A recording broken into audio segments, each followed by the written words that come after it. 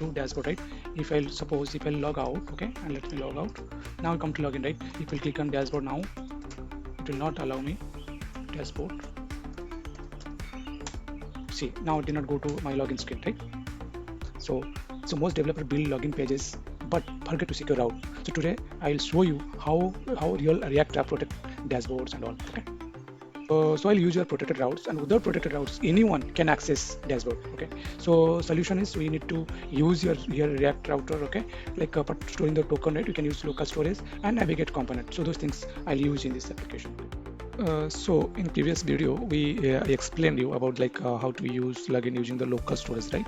So in this video I'll just explain you like how we'll use the context API instead of local API. Why context API? Because context API allows us to manage authentication globally across the application, and also it is secure. Okay, so let's start how to implement that one. Okay, so let me here under SRC, let me create one folder as a context. Okay, as a context, let me create a folder. Instead that, let me create one auth context.jsx. okay, then we'll if we make it the code, and as usual, like you can use you can use GitHub Copilot to write like for authentication. Okay, so it will generate the code. So I just generate the code using GitHub Copilot. Okay, and just telling you on high level. So I just import this create context. Okay, import from the create context and use context. This two, which is most important, to use the context API. Okay. So before just implementation starting, I'm just telling you how that implementation will be usually done. So mostly we are using context API to share the data throughout between the multiple components. So they are doing the prop drilling. Okay. So what is the prop drilling? Prop drilling, like it is like we need to pass the data through multiple layers, multiple components. So suppose I need data here in the dashboard level here, but we need to pass the data through header, layout, sidebar. So it is going, but these are not required, right? So every level we are passing. So that will also we can avoid using the context API. And only we just pass the only once, and we can access throughout anywhere. Like in our case in login, like we are just getting one context API, creating login or logout, right? So that data will pass like inside this component, okay, directly, and we can just simply just access. No need to pass the data directly through this header layout. Directly we can using the dashboard using use auth, or any use auth means I just shown you, right? So use auth like one hook or we can custom hook we can create, or you can use directly context API. So inside that, what it will do, it will use the use state, right? It will store that value like once user is authenticated.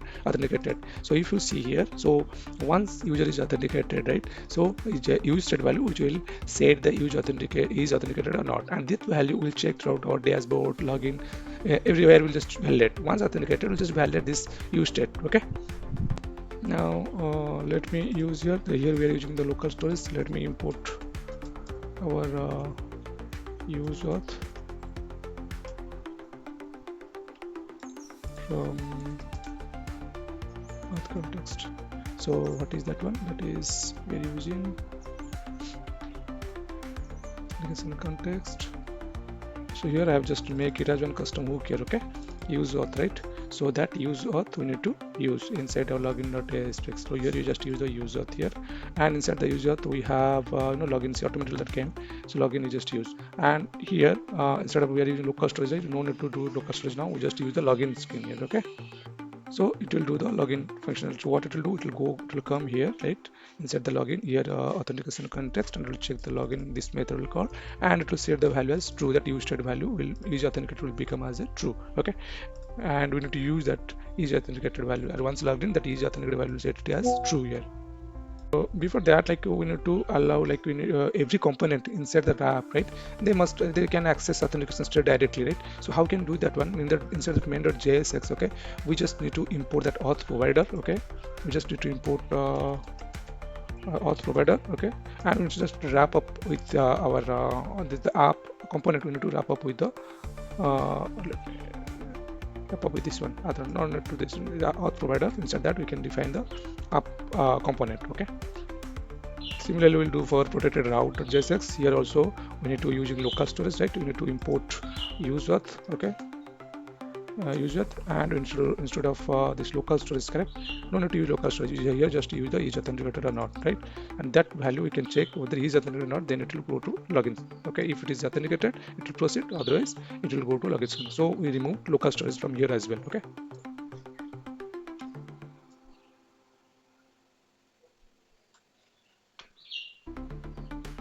So similarly, we just need to check our dashboard.jsx here. Okay, we just set, we just import also, import this user. Okay, and here where is local storage is there, right?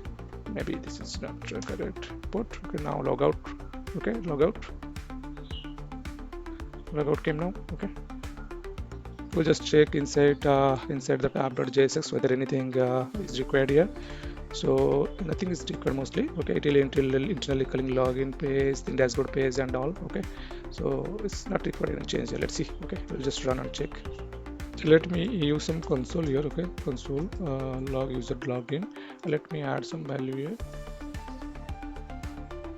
So if you see multiple times we saw, right, this one will false, because what is happening when we are updating authentication, each authentication as a true, right?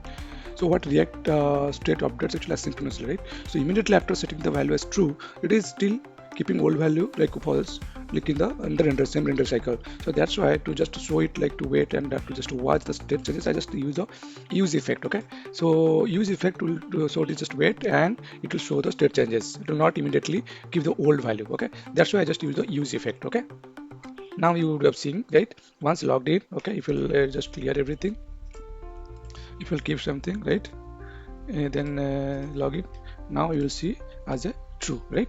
So this way it will work. Hi, thank you so much for watching this video till the end.